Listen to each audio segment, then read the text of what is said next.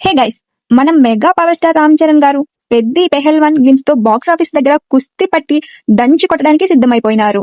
అసలు ఆ గ్లిమ్స్ చూస్తుంటే ఒళ్ళు గూజ్ బంప్స్ తో అదిరిపోతా ఉంది. బుచ్చిబాబు సనా గారు ఏం ప్లాన్ చేశారో గానీ రామ్ చరణ్ గాని ఎప్పుడు చూడని విధంగా రేంజ్ లో చూపించారని చెప్పొచ్చు.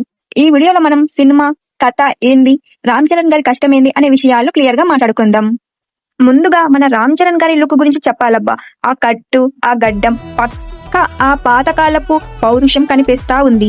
ఆ బాడీ చూసారా, ఎంత హార్డ్ వర్క్ చేసి ఉంటారో అర్థమవుతా ఉంది. కుస్తీ పట్టేవాడికి ఉండాల్సిన ఆ కండలు, ఆ బాడీ లాంగ్వేజ్ పక్కాగా సెట్ అయినాయి. ఆ గద పట్టుకొని మోకాల మీద కూర్చున్నారంటే ఒక రేంజ్ జబ్బది. మనం మకాధీరా తర్వాత అంతటి ఎగ్జైట్మెంట్ మళ్ళీ ఇప్పుడే చూస్తున్నాం. ఈ సినిమా అంతా 1980ల కాలంలో సాగే కుస్తీ పోటీల చుట్టూ తిరుగుతుందని టాక్ ఉంది. అప్పట్లో ఉత్తరాంధ్ర, రాయలసీమ ప్రాంతాల్లో ఈ మల్ల యుద్ధం పోటీలు ప్రాంతాలకు పౌరుషాలకు నిలయంగా ఉండేవి.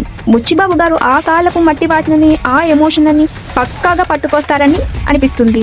కేవలం ఫైట్ మాత్రమే కాకుండా ఒక మంచి స్పోర్ట్స్ డ్రామాతో పాటు హార్ట్ టచింగ్ ఎమోషన్స్ కూడా ఉండబోతున్నాయి.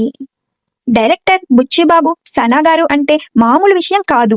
ఉప్పెనతో అందరినీ మెప్పించిన వారు ఇప్పుడు రామ్ చరణ్ గారితో ఈ మాసివ్ సబ్జెక్ట్ తీసి అందరినీ ఆశ్చర్యపరుస్తున్నారు. ఇంకా ఏఆర్ రెహమాన్ గారు ఇచ్చిన ఆ బ్యాక్గ్రౌండ్ స్కోర్ ఉందే, అది వింటుంటే చాలా బాగుంది. విజువల్స్ అన్ని చాలా గ్రాండ్ గా పక్కా మాస్ గా ఉన్నాయబ్బా. ఈ కాంబినేషన్ బాక్స్ ఆఫీస్ దగ్గర రికార్డులు తిరగరాయడం ఖాయం.